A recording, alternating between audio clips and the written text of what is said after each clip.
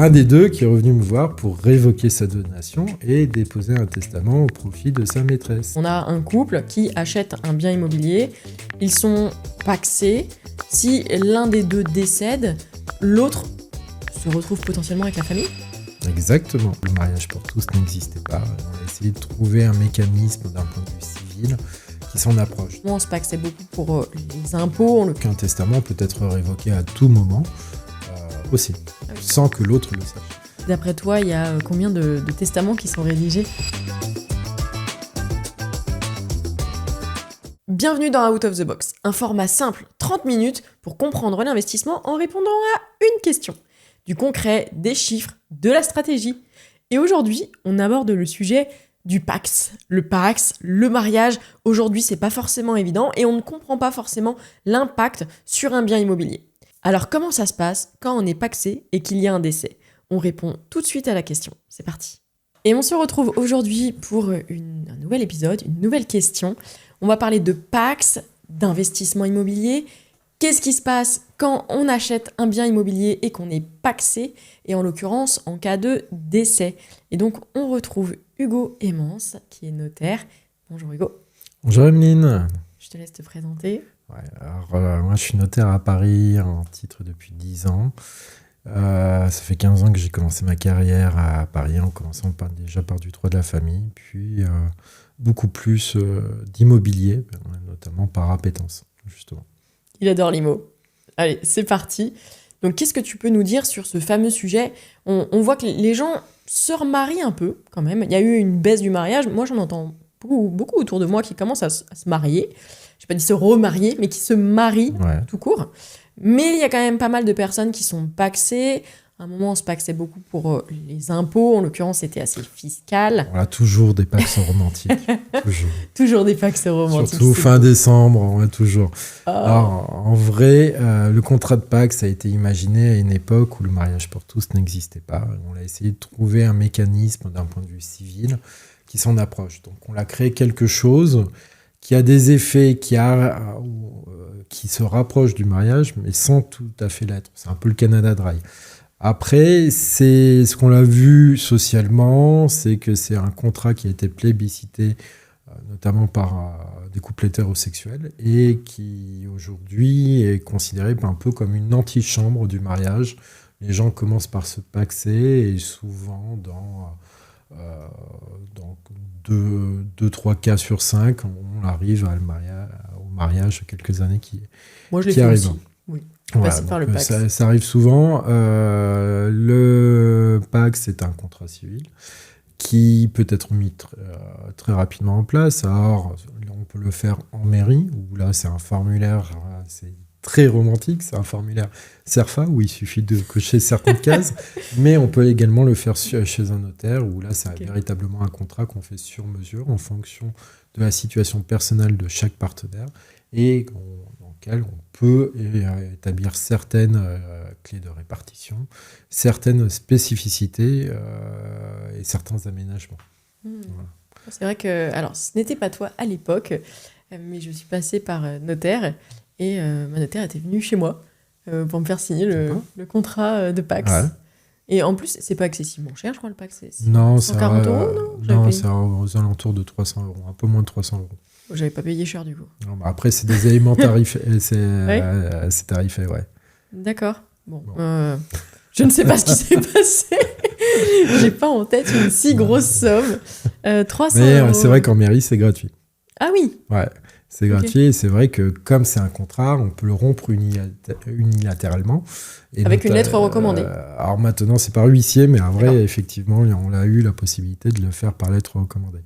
Maintenant, c'est par huissier, et il suffit d'établir un formulaire, pareil, pour rompre le Pacs. Alors après, il y a des incidences, parce que forcément, un Pacs qui a fonctionné a donné lieu potentiellement à des investissements, et notamment si les partenaires avaient décidé d'être sous le coup du régime de l'indivision, qui est un régime qui a essayé de se rapprocher de celui de la communauté du mariage. Et on a eu plusieurs types d'indivision avec plusieurs moutures du Pacs. L'indivision pacsale qui existait en 1997 lors de la création de ce nouveau contrat a été remodelé, reformulé quelques années plus tard pour l'adapter et régler certaines situations. Mais aujourd'hui, le PACS, pour en revenir en termes de succession, le PACS est différent du mariage, tout simplement parce qu'il ne confère pas la qualité d'héritier à son partenaire. D'un point de vue fiscal, le PACS permet d'exonérer son partenaire de droits de succession. Tout comme il permet une imposition commune. C'est pour ça que certaines personnes se marient, notamment quand il y a ce PACS, quand il y a des disparités de revenus entre deux personnes, ça permet de faire une moyenne et éventuellement de retomber. Un taux commun. Exactement. On parlait de l'impôt sur revenu étant un impôt par tranche. Ça permet de retomber sur une tranche plus faible d'imposition. Donc il y a un intérêt fiscal certain, tout comme dans le cas d'une succession. Donc le partenaire est exonéré de droits de succession, mais il n'est pas héritier.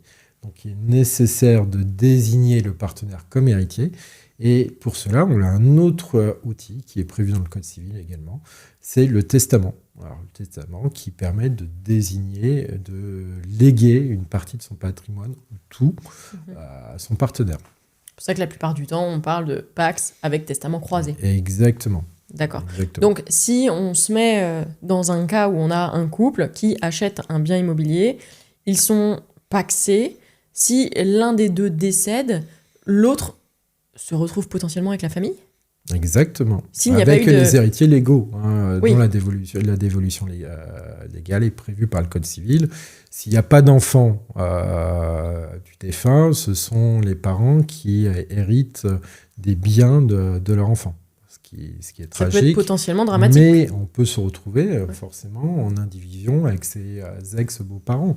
Donc, ce qui n'est pas forcément souhaitable. C'est pour ça que dans le cadre d'une acquisition avec des codes par indivise, par deux partenaires, on prévoit à minima l'attribution du droit de jouissance par testament au profit du partenaire survivant. Parce que, toujours pareil... Là, on parle d'investissement, mais on pourrait parler de résidence principale. Exactement. Ça peut permettre de rester dans l'appartement, au moins jusqu'à la fin de sa vie, permettre de lui accorder un droit. Sinon, ça veut dire payer l'équivalent d'un demi-loyer à sa belle famille. Oh là là. Elle est automatique, cette clause, ou pas, le droit de jouissance ? Non, il faut le prévoir dans un testament. C'est pour ça que, contrairement au mariage, le mariage, c'est, peu importe le régime matrimonial choisi, le conjoint est forcément héritier. Il est même héritier réservataire. On avait abordé ce thème dans un autre podcast. Mais en définitive, ces droits vont varier en fonction du régime matrimonial et en fonction des options et de la situation du couple. Mais contrairement au PACS, le conjoint est automatiquement héritier. D'accord. Donc si vous achetez un bien immobilier et que vous êtes pacsé, vous faites un testament croisé au risque de se retrouver avec la belle famille s'il n'y a pas d'enfant. Sachant qu'un testament peut être révoqué à tout moment aussi. D'accord. Ah oui. Sans que l'autre le sache. C'est discrétionnaire. Un testament, je suppose que tu as des petites anecdotes. Alors je l'ai plus eu par rapport à des donations entre époux. Justement, deux époux qui venaient me voir. La donation entre époux permet d'aller au-delà des options qu'a un conjoint prévues par la loi. Par exemple, dans le cadre d'une famille avec des enfants communs, le conjoint peut hériter soit d'un quart en pleine propriété, soit choisir la totalité de la succession, donc des biens compris dans la succession de son époux défunt, en usufruit. Alors, si les enfants ne sont pas communs, il n'a plus le droit, il n'a plus cette option, et il ne peut prendre qu'un quart en pleine propriété. Mais la donation entre époux permet d'aller au-delà et de faire une combinaison entre les deux, c'est-à-dire un quart en pleine propriété et 3 quarts en usufruit. Donc d'aller plus loin avec éventuellement faculté pour le conjoint de dire c'est trop, moi je vais prendre moins finalement, je vais choisir sur la succession, je vais choisir que la résidence principale dans laquelle on vivait. Sachant qu'en plus, le conjoint a un droit via géologement, donc ça se combine.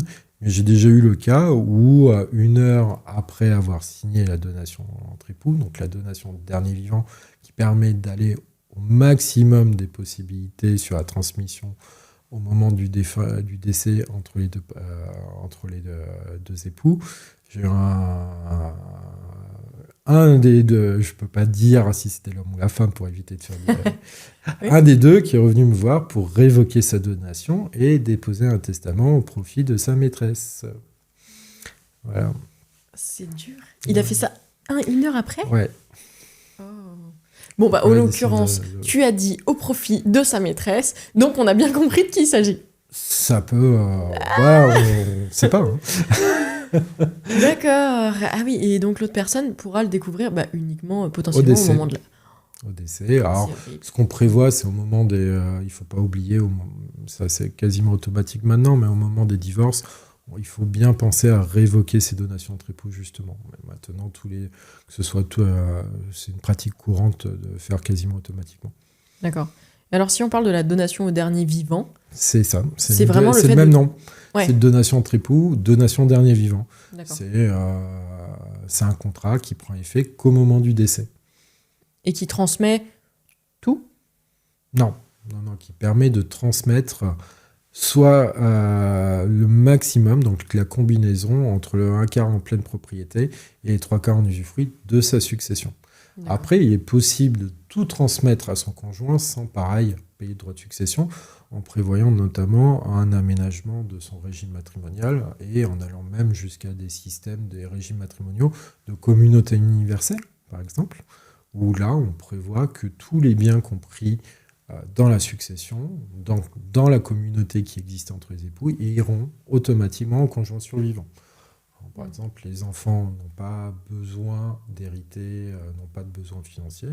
Ça peut être une solution aussi. Sachant que, attention, dans les familles recomposées, ce type d'avantages matrimoniaux peut faire l'objet d'une action par les enfants qui ne sont pas communs forcément.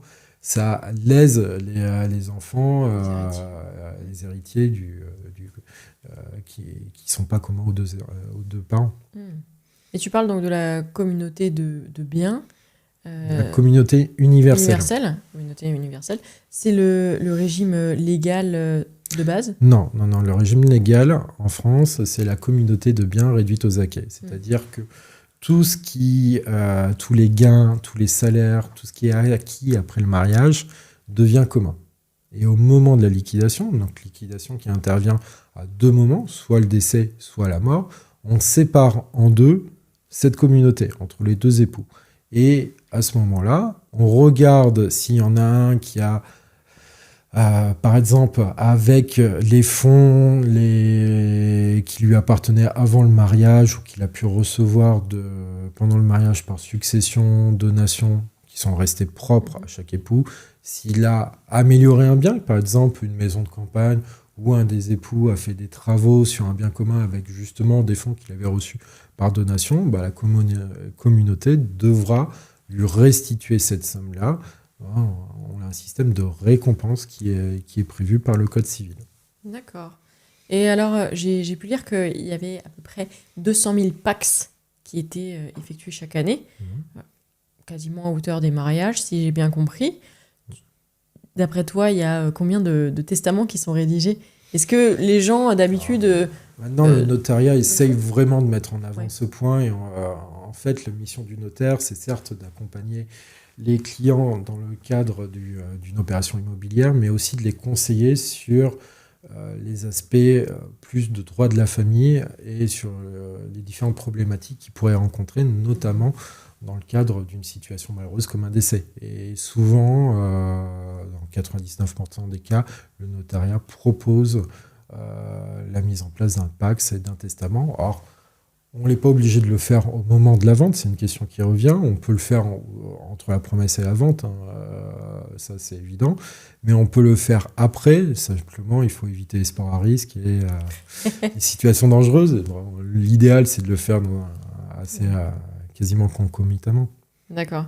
Parce que je me dis quand même, là, ça peut être risqué. Hein. Tu te paxes, t'achètes ton bien immobilier, tu fais ton testament, tu fais sauter le testament, l'autre n'est pas au courant, le premier décède et le second se retrouve avec la famille de l'autre. Ouais. Ah oui, c'est possible, parce que le testament, c'est personnel. Et jusqu'à ton lit de mort, tu peux révoquer ton testament. Faut avoir confiance. Hein. Après, en général, pour acheter un bien à deux, il y a une question de confiance qui existe déjà. Oui, je comprends bien. Donc, si on prend un exemple pour que vous puissiez à nouveau vraiment l'ancrer pour comprendre cette question. Donc, un couple pacsé possède une maison de 400 000 euros et ils ont donc 2 enfants. Si l'un des 2 partenaires décède et qu'il n'y a pas eu de testament, les enfants vont hériter en l'occurrence de la totalité et le partenaire pacsé n'aura rien. Ouais. Il aura un droit, notamment en cas de location, notamment s'il est titulaire du bail, mais sinon, non, il n'aura pas le droit. Donc c'est pour ça. Moi, il peut seulement rester 1 an gratuitement dans le logement si c'était la résidence principale. Si c'était la résidence principale. Mais il faut... c'est court 1 an. Hein. Ouais. Ouais, surtout s'il y a des droits à payer pour les enfants. Donc l'idéal, on en avait parlé lors d'un précédent épisode, c'est d'utiliser la quotité disponible. Bon, les enfants ont le droit à leur réserve héréditaire, ça c'est pas un sujet, mais c'est d'utiliser cette quotité disponible pour léguer soit l'usufruit, soit simplement le droit de jouissance du bien. On le valorise et on l'intègre. En fait, on fait en sorte que ce droit légué par testament rentre dans la quotité disponible, de sorte que le partenaire aura quand même possibilité de rester dans les biens jusqu'à la fin de sa vie. D'accord, je comprends. Sans léser les intérêts des enfants. Oui. Et toujours en franchise, sans payer d'impôts, vu que le partenaire est exonéré de droits de succession. Oui. Il y a d'autres avantages aussi du mariage. Par exemple, le PACS ne permet pas la réversion de la pension de retraite. On va mettre... C'est-à-dire quoi quand tu parles de réversion de pension de retraite ? C'est-à-dire que quand tu... encore faut-il qu'elle existe le jour... on ne sait pas quand ça va arriver. Et ça, c'est un autre sujet. Est-ce qu'on aura une retraite ? Exactement, ça, c'est un autre sujet que je te laisse plutôt aborder. Plus tard. En définitive, quand son conjoint a travaillé et bénéficie d'une retraite, on a le droit, en tant que conjoint survivant, de continuer à percevoir cette retraite. Et pareil, les ex-conjoints, quand il y a eu un divorce, ont le droit d'une partie de cette pension de retraite. Alors que, contrairement au PACS, qui n'ouvre pas ce droit-là. Ok. D'accord, je comprends. Et factuellement, combien ça coûte un testament ? Puisque tu nous as dit, donc, un PACS, c'était à peu près 300 €. Chez le notaire. Chez le notaire. Ouais, parce que c'est un acte tarifé. C'est gratuit pour le CERFA qui est très romantique. On adore. Exactement. Et un testament, donc ? Un testament, ça peut être... en fait, les conditions de validité d'un testament en France. Alors, chaque pays a ses règles, mais concrètement, en Europe, c'est à peu près les mêmes. Il faut que ça soit daté, signé et écrit à la main de la part du testateur. Donc ça peut être sur n'importe quoi, ça peut être sur un bout de papier. Sur un bout de papier, mais on a aussi des jurisprudences où quelqu'un avait écrit sur le côté d'une machine à laver. Ça peut être sur n'importe quoi à partir du moment où c'est daté, signé et écrit de la main. Alors souvent, quand on fait un dépôt d'un testament chez un notaire, on a plusieurs types de testaments. Le plus fréquent, c'est ce qu'on appelle le testament holographe, c'est-à-dire le testament manuscrit qu'on met dans une enveloppe et qu'on remet au notaire. Le notariat français a mis en place... En fait, la question, dans le cas d'une succession qui se pose essentiellement, c'est comment faire pour retrouver ce testament. Parce qu'au bout de 40, 50, 70 ans, c'est pas simple. Il peut avoir des dégâts des eaux, il peut avoir des héritiers qui décident de détruire, qui tombent sur un testament à leur défaveur, qui décident de détruire. Donc le notariat français a mis en place un fichier central des dernières volontés, qui est consulté par tous les notaires au moment de l'ouverture d'une succession et qui indique, voilà, il y a un testament qui a été déposé chez maître machin à telle date, et ce qui nous permet de récupérer, d'identifier ce testament, même 30 ans, 40 ans après. Donc l'inscription à ce fichier central, c'est environ, c'est un peu moins de 15 €. Et le notaire, normalement, est tarifé pour la conservation du testament au coffre-fort de l'étude, coffre-fort qui ne détient pas de valeur. Ne cambriolez pas les coffre-forts des études. Mais on conserve les testaments dans un coffre-fort justement unifugé. On a des obligations pour permettre la conservation. Et c'est à peu près, je crois que c'est 47 € dans ces eaux-là. Donc toi, tu as des testaments que tu... J'ai des testaments de la part de personnes. À une époque aussi, parce que les cryptos m'intéressaient particulièrement comme sujet.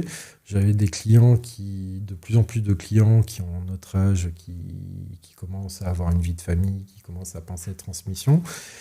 Et qui se posait la question comment faire pour transmettre justement mon wallet à mes enfants, comment l'identifier, parce qu'autant les comptes bancaires, on a un fichier central qui répertorie tous les comptes bancaires d'une personne, mais autant les cryptos, c'est plus complexe. On n'a pas de publicité, on n'a pas de greffe non plus où sont publiées les cessions de parts, les choses comme ça. Donc, on l'avait imaginé déposer dans une certaine forme de testament, un testament, ce qu'on appelle mystique, où là, c'était par enveloppe cachetée, les seeds avec... les adresses, etc. Exactement, les adresses des wallets. Mais compte tenu de la recrudescence d'attaques vis-à-vis des détenteurs de portefeuilles de crypto, on l'a fait retirer justement tous ces testaments. Okay. Donc, mais ils sont où maintenant du coup ? Alors, ils ont trouvé d'autres solutions, notamment avec des coffres-forts qui existent chez des banques. Oui, directement. Dans des banques où il y a plus de sécurité que chez un notaire. Oui. Voilà. Mais tout ça pour dire qu'un testament peut être également retiré, même s'il est déposé chez un notaire. Et puis surtout, on peut révoquer à tout moment en faisant un nouveau testament.